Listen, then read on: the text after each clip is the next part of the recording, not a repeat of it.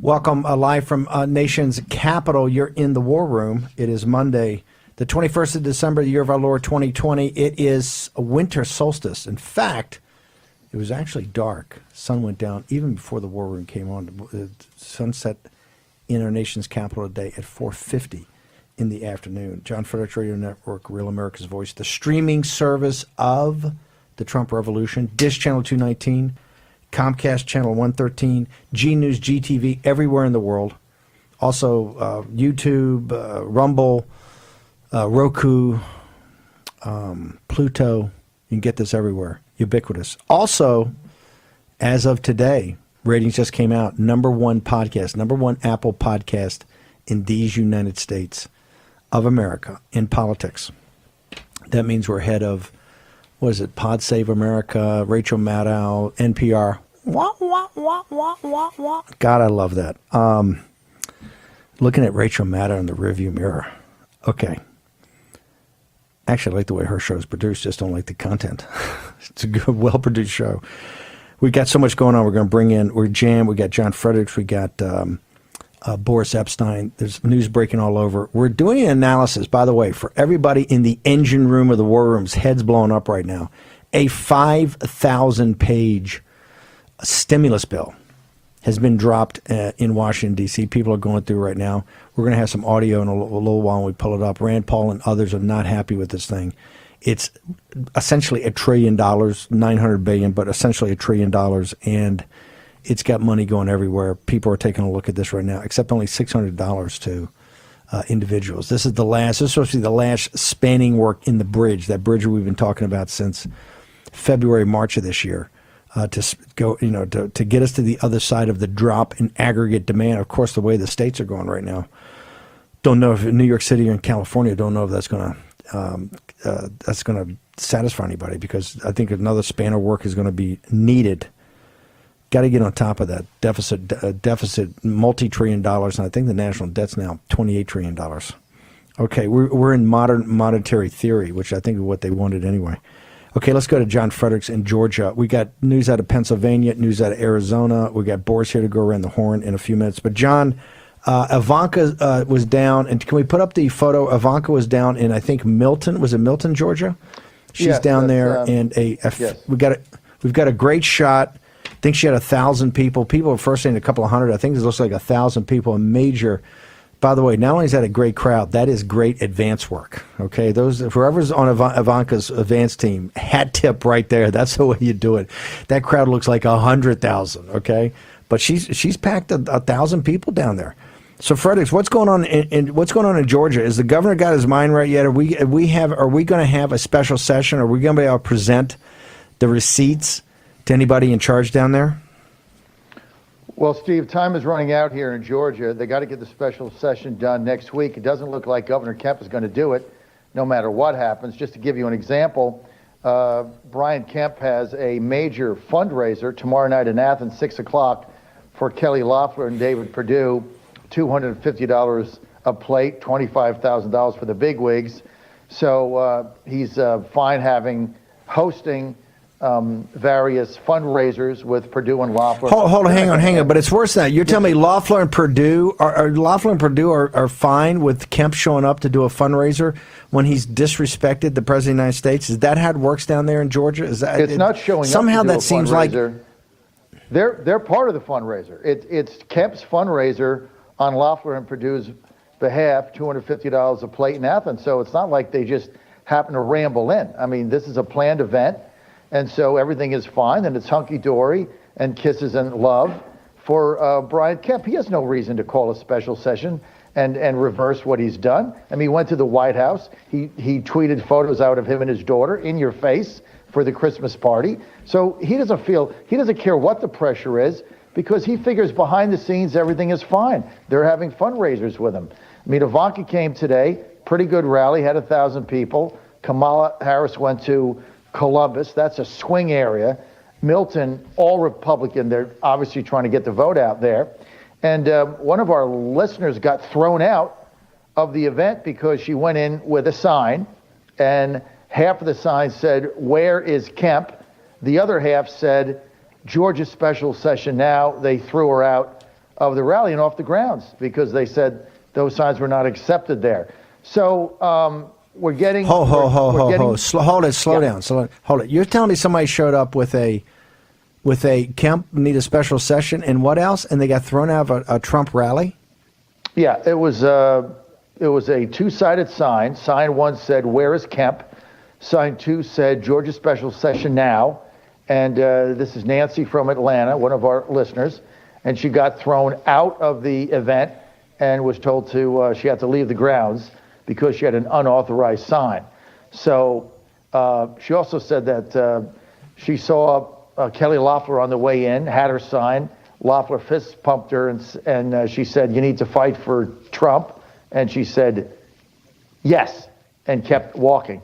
I mean, it's all lip service, Steve. That's just the bottom line. Nothing is going on here. They just want to focus on getting their vote out for the 5th. There's no interest in the 3rd, in November 3rd. But I tell you what, they just don't get. The steal is on. It's bigger than ever. They're stealing it again. And the Republican establishment here is doing nothing at all to stop any of it. Lynn Wood, noted lawyer, filed an injunction on Friday night to stop the runoff. He says it should be put off until they can get under the consent decree, the illegal voting, those people that have voted on November 3rd that were underage, not registered. And he's hoping to get an answer. But again, this thing isn't even on the docket until next week. And he fears what the judge is going to say is, yeah, it's got merit, but, people have already voted. We're 2 weeks into early voting, so we're going to have to go forward. So their whole strategy, Steve, is just to run out the clock. It's very frustrating. The only way now you're going to get a special session is to put enormous pressure on Speaker David Ralston, Speaker of the House. We did an article in Georgia Star News on Sunday saying that he basically lied to President Trump. They only need 50% plus one. That's 91 House members. He could get it easily. He did the opposite. He pressured members not to sign the petition and threatened them with pulling their committees away and blackballing them. So that is the type of attitude you've got going on right now in Georgia. Total disrespect for Trump, total disrespect for the voters of November 3rd and anything else that happened. And it's one of the most disgusting things that I've ever seen in journalism, Steve, in 3 decades. Can we pull up, John, go back to, I think it was earlier today. I think it was live during our show, although I don't think we had a chance to catch it. Didn't the president tweet out something about Perdue and Loeffler? Can we pull that up? John, do you remember what this tweet was? I think he had a tweet earlier in the day about Perdue and Loeffler. Do you remember what that said generally? Yeah, generally he said they better step up and demand a special session or they were going to lose. It seems like President Trump and you and I are the only 3 people who have figured this out. I mean, it is unbelievable to me that the president has got to send tweets out telling the 2 Senate candidates what they have to do in order to win, and they still refuse to do it because they're listening to Karl Rove and his donors and the other Washington consultants who get paid more money to lose races.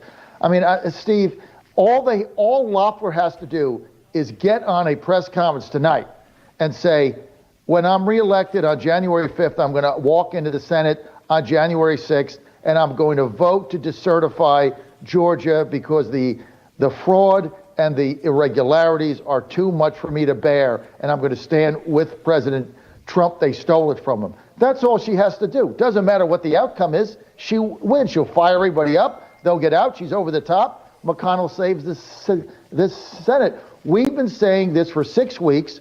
We finally have convinced the president, if you want to win, you've got to fight for Trump. But Steve, all they're getting now is lip service. Empty tweets that mean nothing. They don't do anything. They're not calling for anything. And then they can say, we asked Brian Kemp to call a special session. Oh, by the way, nice Christmas party at the White House, and we can't wait to see him at Athens tomorrow night for a $250 a plate fundraiser. What would you recommend the president do right now? I would say that Loeffler has to do 3 things. Number 1, she's got to call for a special session. Number 2, she's got to stand with Tommy Tuberville on the 6th, shoulder to shoulder.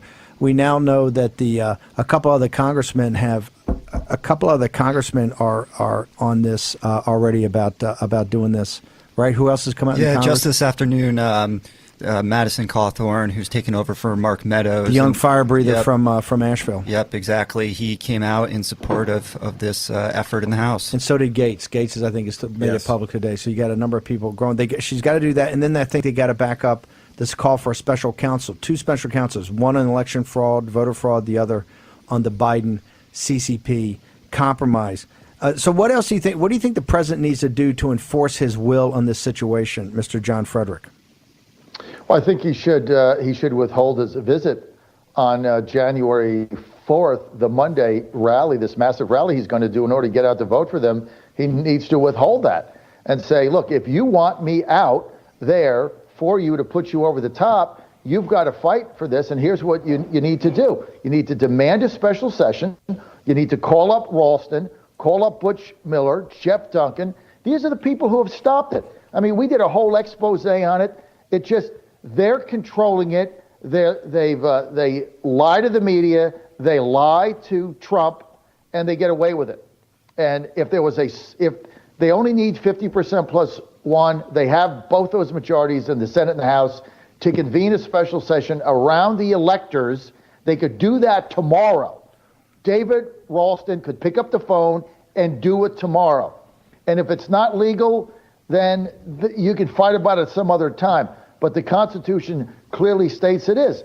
Brian Kemp is not going to call a special session. Why should he? They're going to fundraisers for him. Ivanka's coming in there. You know, the surrogates still come in, and he gets invited to the White House and tweets out a picture with his daughter, basically in your face, nothing to see here. So you're not going to get it from Kemp, so you got to go to David Ralston and Butch Miller.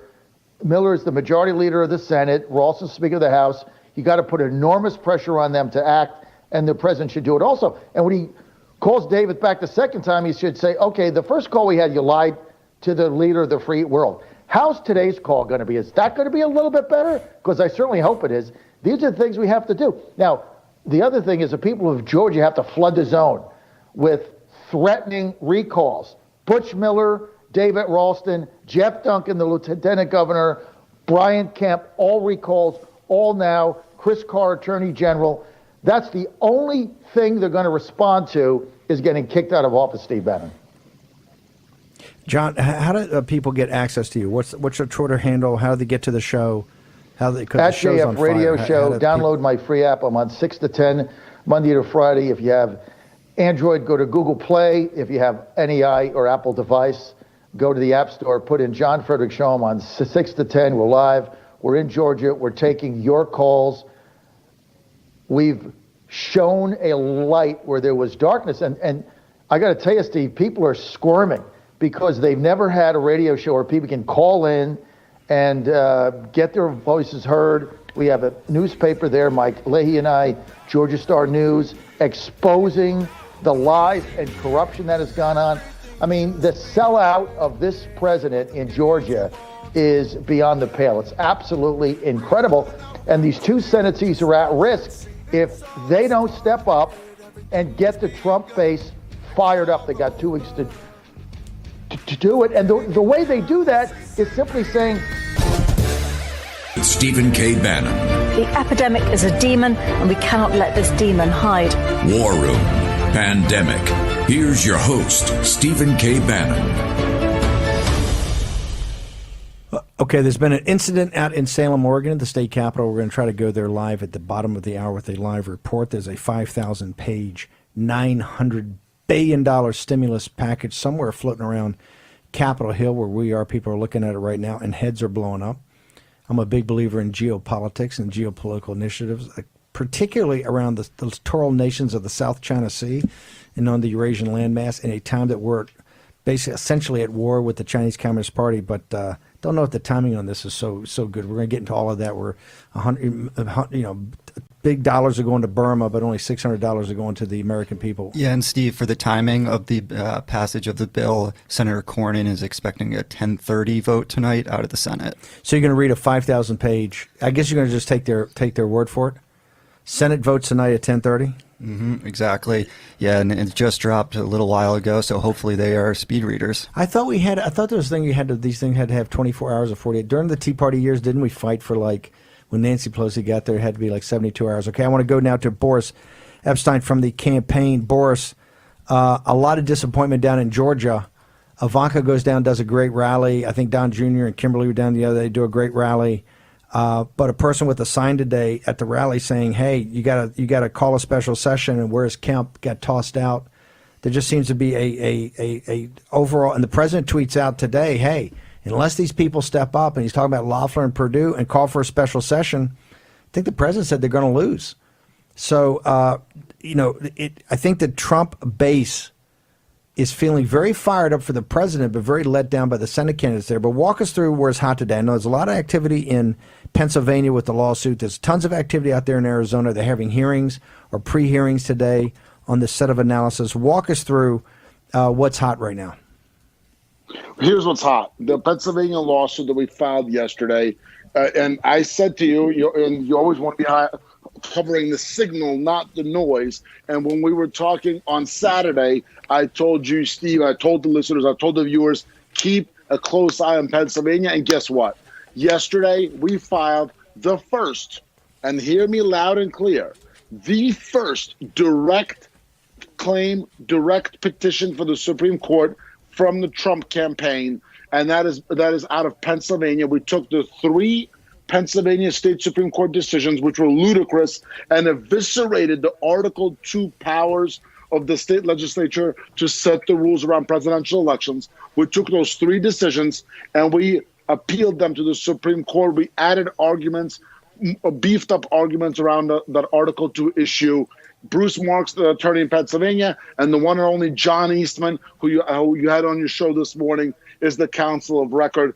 And we took those arguments that he had in the Texas decision, which the Supreme Court wrongfully did not take up, the Texas case. So that is major, major, major coming out of Pennsylvania. In layman's language, the Pennsylvania Supreme Court, the Pennsylvania clerks, took away the rights of the Pennsylvania legislature given to them by the federal Constitution to set how elections for president are held in Pennsylvania. And that is up with the Supreme Court right now, along with the motion for expedited review, because as we know, time is of the essence. Just walk the audience through what in your mind is the critical path here. What will happen next? What do you think the moves are? If it is to go forward, if it gets dumped, it gets dumped. But if it goes forward, given that we're burning daylight here, we got Christmas, we're just about at Christmas Eve. What is Boris Epshteyn on winter solstice in the evening? What do you think the critical path is?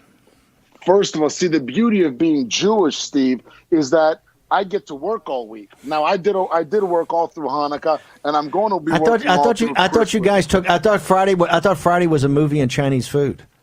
At least when I was at Goldman Sachs all those years. Okay, well, you've got to work. You're going to work on Christmas Day. But is the court going to work? About Goldman Sachs, but for some of us, we bypass those old traditions, which are extremely valuable.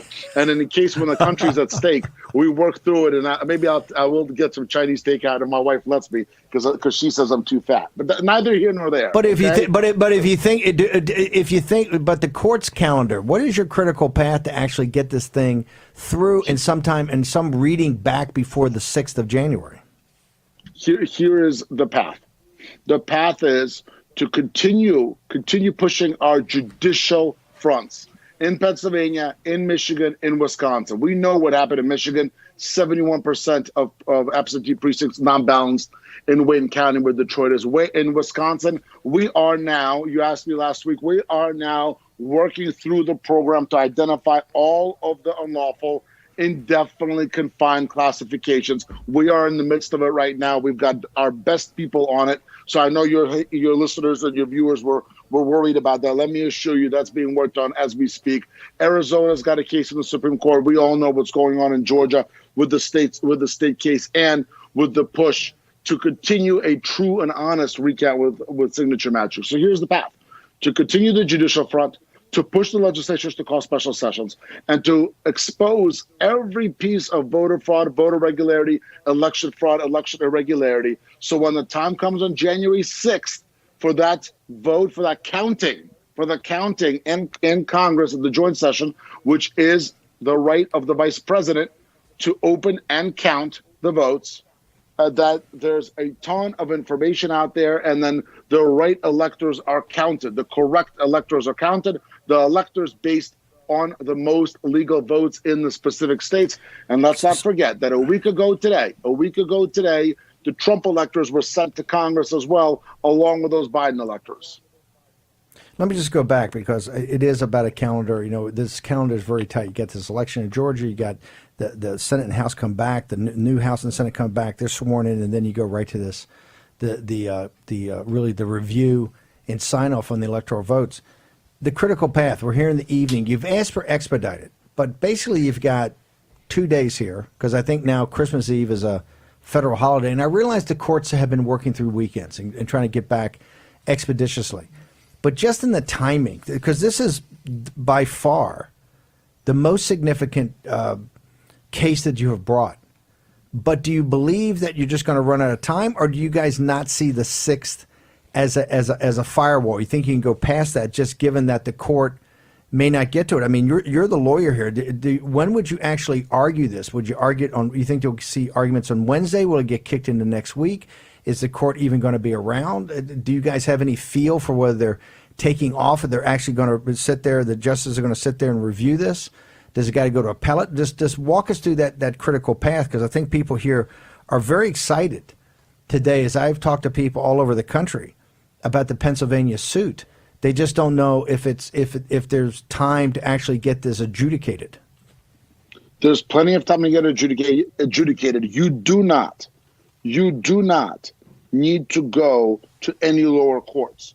That has been done and dusted.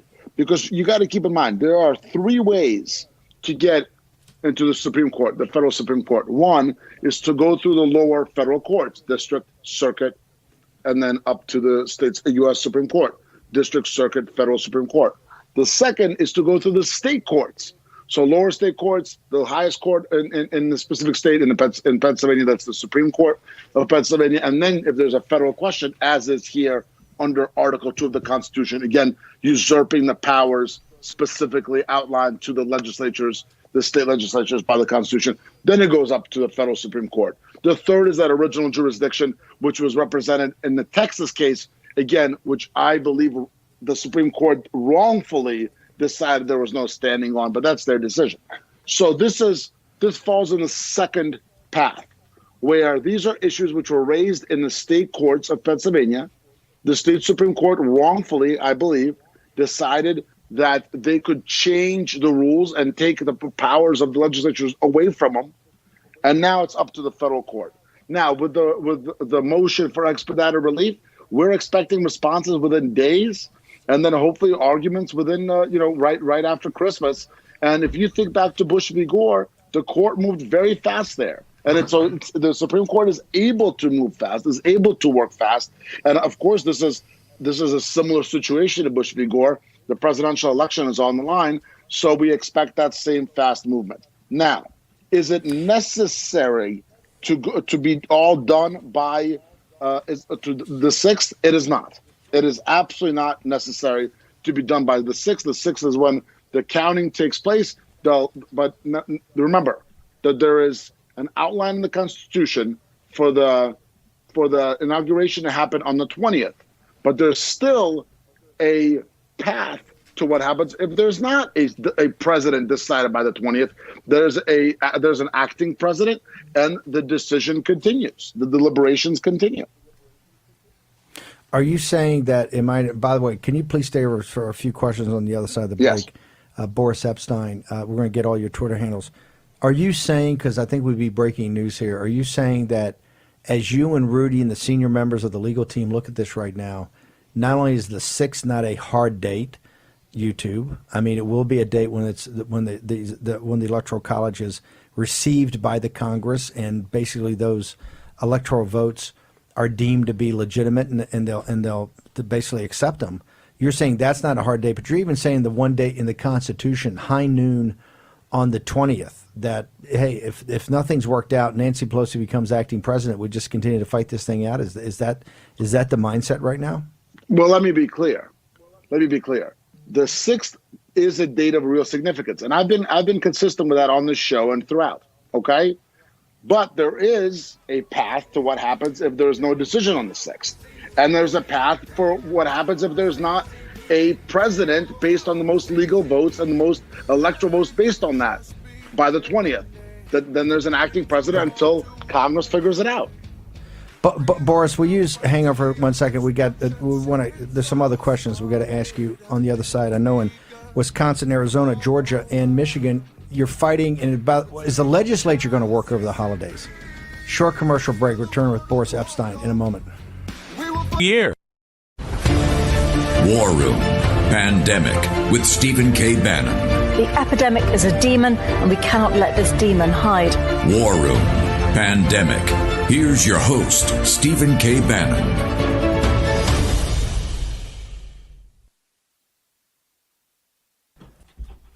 Yeah, take some mic to work here. I'm a big name in culture, love high culture, like low culture too, like high culture. But the Kennedy Center, I think in this bill gets the engine room's telling me $14 million. It now totals $40 million they've gotten, and the Kennedy Center's closed. Am I correct on that? Well, there's also closed. Buried in the bill, there's $15 billion for cultural organizations in impoverished areas, and then another $20 billion just for businesses in impoverished areas. So this would be independent movie theaters, dramatic theater houses. I don't know. We're going to get to all the details tomorrow, show the details. So much breaking news. I want to go back to Boris Epshteyn. By the way, Boris, my phone's been blowing up in the interim since you've been there. And the people are telling me they think you guys are actually be arguing in the Supreme Court tomorrow, Wednesday. They think the Supreme Court will rule on this before Christmas Day. What say you? So here's what I say: we are expecting on the motion to expedite. We're expecting a response on the 23rd. On the 23rd by high noon, and on the 20, and then there'd be a reply due on the 24th. Meaning if they grant the motion. So I don't believe, and now I hope there will be, but I don't believe there'll be action on the actual petition for certiorari for the writ of certiorari to go up to the Supreme Court before Christmas. But on the motion to expedite, we are expecting action before Christmas. And you would expect the court to be around on the week because of the importance of this, between Christmas Day and New Year's Day. You anticipate the court will be working? I absolutely do. I expect them to be working. And, interestingly, because of these crazy times we're in, and I'm so glad, Steve, that you're a fan of high culture and low culture, mazel tov for that. But because of these crazy times we're in, the court meets by Zoom. So they don't have to, go and dredge into Washington D.C., but they can meet and do the work they need by Zoom, as they have been doing. Look, Boris, one of the things the audience loves about you, by the way, because of your appearances here, and really, I think getting people very focused over the last 6 weeks, we are now the #1 podcast on Apple in America in politics. That's awesome. Against some pretty stiff. By the way, against some pretty stiff competition. Even the liberal podcasts are great. The conservative ones are Rush Limbaugh and them are more than great. So we're very honored to our audience now with over 25 million downloads on the podcast. But, so we work here 7 days a week, as you know, Boris, and I know you do and Rudy does. But these state legislatures, everybody's very concerned about the timing. Wisconsin, Arizona, Georgia, Michigan, you guys are working this at every level. Sean Parnell's here this morning saying, hey, we need the Pennsylvania legislature to come back. Given that your guys' work ethic is 7 days a week, right, and maybe take Christmas Day off, what do you think actually these legislatures will actually be around or be reachable to actually get this done? The question is, are we just simply running out of time? We are absolutely not running out of time. Again, the reason we're not running out of time is because the operative action from here on out is actually going to happen in Congress in terms of what needs to happen for the president to be chosen based on the most electors, which are based on the most legal votes. In terms of the special sessions being called, if a special session is called in Georgia, as it should be, no matter what day it is, no matter what time it is, those representatives and senators are going to get in. So and same in Arizona. So for those of you who are doing the right thing, working hard, pressuring your elected officials to call these special sessions, do not be discouraged. Do not take the holidays off. Enjoy a Christmas movie here and there, and God bless. But continue pushing, continue fighting. Remember, Thanksgiving came and went. December 8th, which the media said was the date Epshteyn came and went. December 14th is a week ago now. Hanukkah's come and gone. I've got my kid all the million presents he wanted. Okay, and now and we're still working. The kid's got so many presents, Steve. I can tell he's 4.5. He doesn't. I'm tripping over toys everywhere I go. I don't know what to do. So, and your belief is, hey, it's going to take as long as it's going to take to get this right. The president's belief, he's not going to concede, he's not going to back down. All these people are worried he's going to do something that he flinches. He's not going to flinch. He's determined to get this right for the American people. He understands now, with almost 50% of the American people, with all the tech oligarchs shutting down information and the media companies not even reporting it, almost 50% believe this is illegal or illegitimate, that this is bigger than just Donald Trump. This is bigger than himself. He's fighting for the Republic. He's fighting for the Constitution. And so your guys' attitude is, hey, it's going to take however long it's going to take. Steve, all joking aside, with everything on the line, this is as serious as it gets. This is the soul of our republic, and we are not going to be governed by dates. We are going to be governed by the will of the American people. And the will of the American people, which is heard loud and clear, in large part thanks to this show, The War Room, which has become an absolute loudspeaker for the brain trust of the MAGA movement, is to count every legal vote. Boris, thank you. We want to and once we determine who the correct president is, based on that, we will move on with our lives, whether it be President Biden. I do not expect that. Or if what I believe correctly, it will be President Trump once we count all the legal votes. Give us your Instagram, Parler, and Twitter. How can people keep up with you during the day, Boris? Thank you so much, Stephen. By the way, congratulations again. Well-deserved. #1 podcast in America, soon taking over whatever podcast is #1 in the world. I can't even think anybody would listen to anything else over the war. My Instagram, Boris_Epshteyn, Boris_EPSHTEYN. My Twitter, I broke and tweeted the news of the Pennsylvania filing yesterday, so make sure to follow @BorisEP, @Boris on Parler. Again, Instagram, Boris_Epshteyn, @BorisEP on Twitter, @Boris on Parler. God bless you. God bless your listeners and viewers, and rock and roll. Thank you very much, Boris. Boris, one of the senior lawyers with Rudy Giuliani on the campaign. I want to now turn. We're going to go to Salem, Oregon, and David Darnell. We're also going to try to get Carol Swain on here. We got Michael Walsh from the book Last Stands. We got so much breaking news. I want to go to Salem, Oregon, and David Darnell. David, David, what is going on out there? There's some video today. It looks like some citizens are upset. There's been some storming of the state capitol. It looks like tear gas or mace. Can you give us a situation report of exactly what went on? Well, the Oregon legislature, Stephen, is holding a special session today, and the doors are locked, and so the public's not allowed in. There's no public testimony allowed. There's nobody allowed in the building. And so several dozen citizens showed up early this morning, and the crowd grew quite a bit after that, knocking on the door saying, hey, we'd like to come in. And as a matter of fact, some citizens did, in fact, get in the door, and they were met with tear gas and mace and pepper balls and rubber bullets. Well, let me ask you: when you say a special session, what's the special session covering? And do they have is the legality out there? If they call a special session and the doors are closed and there's no public hearings, they can have a special session without citizens being there. Is that the standard order? No, not standard operating procedure at all. This is the third special session. We have two sessions, or we have a session each year. In odd-numbered years, we have a long 6-month session in Oregon, and then in even-numbered years, we have a short 35-day session. And these special sessions are just like any other session of the legislature, in so much as they're conducting their business as they normally would. It's just called a special session because it's outside the normal session that we have. And so, as you know, in Oregon, we have under severe lockdown here.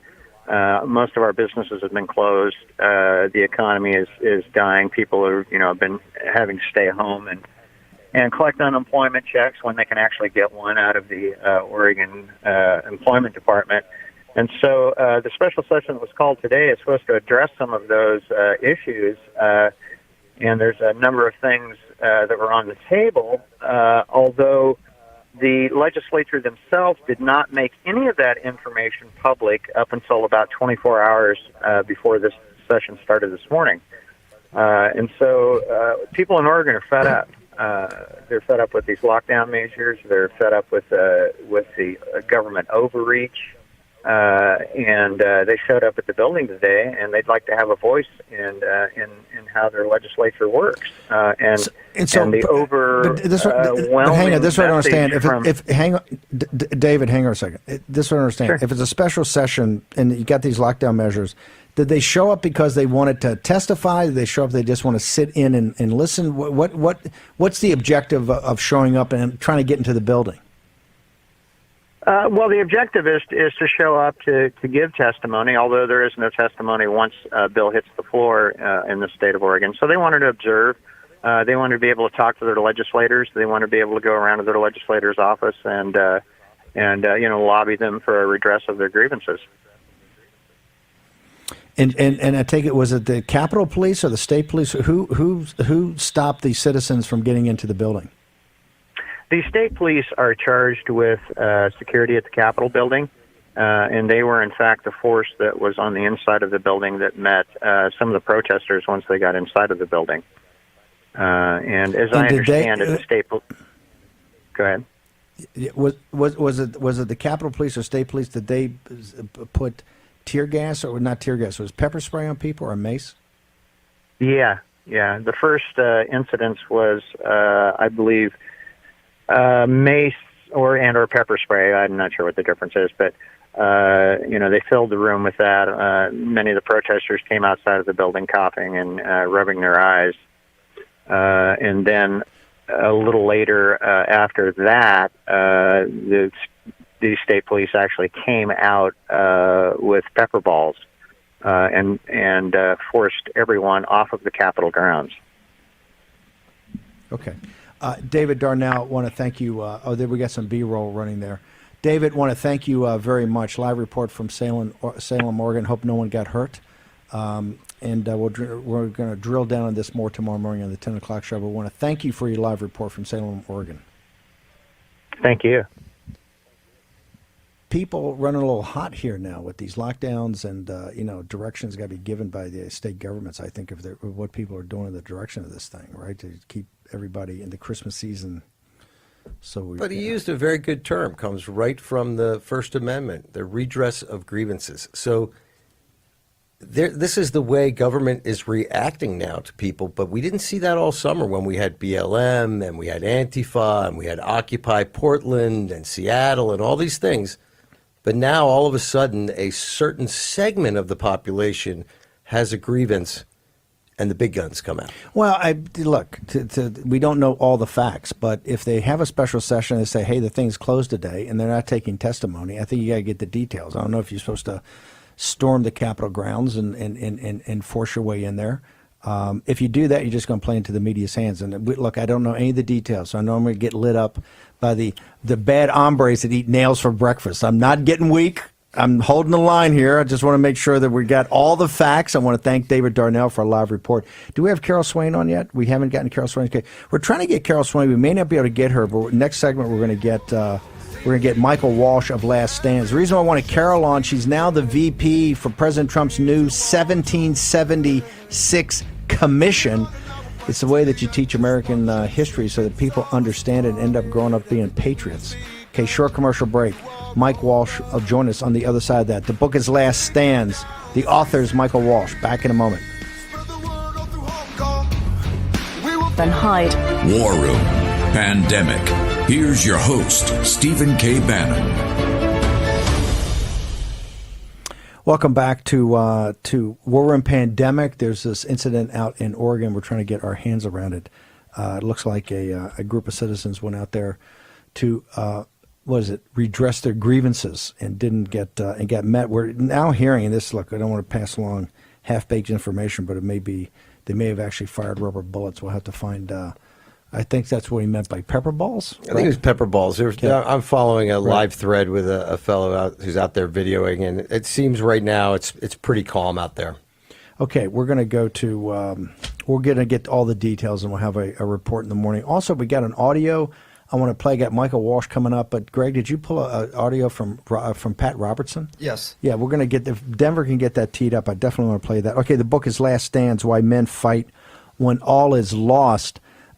Michael, you've got so many. This thing is packed, and people should buy this book, particularly if you got young men in your life, grandparents, parents. If you got young men in your life, it is a fabulous book with about 20 examples. Is it 12 examples of famous last stands? It's about 14, Steve. Yeah. 14. But you didn't have a chance to get to a couple. I want to talk, since we're in the Christmas season, and we are doing a live special on Christmas Day. I'm doing with Patrick K. O'Donnell, the combat history of Christmas, about when America's fought on Christmas Day. But can you talk to us about the Battle of the Bulge in Bastogne that took place over the Christmas period? Yeah, it was right about now, 1944, Steve. And I know this is close to your heart because that was the battle at which the 101st Airborne held off basically the entire German army on the Western Front for a couple of weeks. Surrounded, cold temperatures, like we were talking about Chosin Reservoir last time. Same kind of thing, very cold temperatures. Skies were cloudy and gray. The air cover couldn't help them. The Germans had them right where they wanted to. And what's interesting about this battle, Steve, is, you know, from Last Stands, I mention every time the situation recurs and recurs. We've seen all these battle circumstances before. The Germans did the exact same thing in World War I. It was called Operation Michael, Operation Michael, and they lost that one too. It was a big push to the west. They tried to split the Western forces, and in World War I it was the Allies, and here it was the Americans, and they almost succeeded. I don't think they would have won the war had they succeeded, but General McAuliffe and his famous response to the request for surrender by the German commander, he said nuts, and they held on and they won the day. And that resonates right now, I would say, wouldn't you? Michael, I want to ask you, you brought up in this book, and this is why it's perfect. Look, I had a daughter at West Point that served with the 101st in Iraq, but exactly, yeah. This is obviously for if you have young women in your life that aspire to a career of service, but it's perfect for young men. The question gets back to masculinity. Talk to us about how did the virtues of a man come forward in these last stands? I think it has to do with the physical differences between men and women. Not to say women couldn't participate in last stands. It's just that in the battles I discussed, there were no women involved in any of these battles.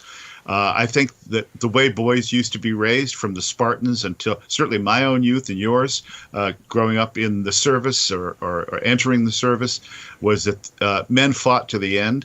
You don't give up. You don't surrender. You never lose control of your weapon. You don't throw your weapon down and run. All of these things were considered unmanly, cowardly, and we've lost the tradition of forcing young men to do things they don't really want to do, including die, for the greater good, for the good of the country, for the good of their comrades, for the good of their families. And that's what's weakened America, in my opinion, Steve. We haven't won a war since World War II, basically, and there's a reason for that, and we have foregone the notion of total victory. And without that, without going into a war knowing you must win, you don't win. But that is at the senior level. I mean, obviously the valor of our troops and the courage of our troops, whether it's Sean Parnell in eastern Afghanistan or the young men and women who served in Iraq or in Vietnam or Korea. We haven't, you said in the Chosin Reservoir, your example in the book, we haven't lost the individual initiative. We haven't lost the individual valor, the individual courage. Are you saying from a policy position, from a senior level position, we've lost this concept of victory? Yes, that's exactly what I'm saying. I think our military, if given the job to finish the job, they do it. But they haven't been given that job. Obviously, in Korea, we were operating within the United Nations structure, so that somewhat limited our ability to wage total war on the North Koreans. Vietnam, we didn't want to, and ever since then, we've just fought these kind of half-hearted wars, and we're killing our young men. And now we'll be doing a big radio tour, I believe, on January 13th. So they'll be on, I don't know, 20, 30 stations all around the country, seriatim. So I'll be talking to a lot of hosts. What we're doing here on your show, Steve, going through the book, talking about various battles and how they apply today has been super, super helpful. And thank you for that. Other radio hosts have had me on, our friends, Mark Levin. I'll be on Dennis Prager, I believe, Hugh Hewitt. The prominent conservative radio shows have gotten behind us, and a lot of the conservative journalists as well. So we're getting the message out there. In fact, we're doing so well that the book has been hard to get on Amazon, but all of the reinforcement copies have been rushed into the breach, and there's now about 20,000 more copies available on Amazon. So you'll get those orders fulfilled very quickly.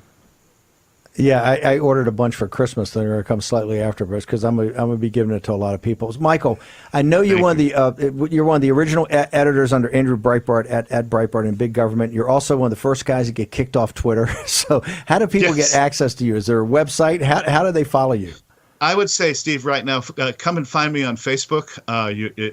There's a lot of Michael Walshes as the graveyards of Ireland and Australia and Canada, and United States and New Zealand prove, but there's one living one, and it's sitting right here in front of you. Go on Facebook, look through the list, and you'll find me pretty quick there. I've just petitioned Twitter for about the 99th time to explain why they kicked me off, what violation of the sacred Twitter rules I did, and why am I not back on. So we'll keep our fingers crossed. But let's keep the pressure on Twitter. That's disgraceful what they're doing to us. We got to bounce. We're going to go through this 5,000 page bill for tomorrow morning. Also, the situation out in Oregon, all tomorrow morning, along with stopping the steal tomorrow morning on War Room Pandemic.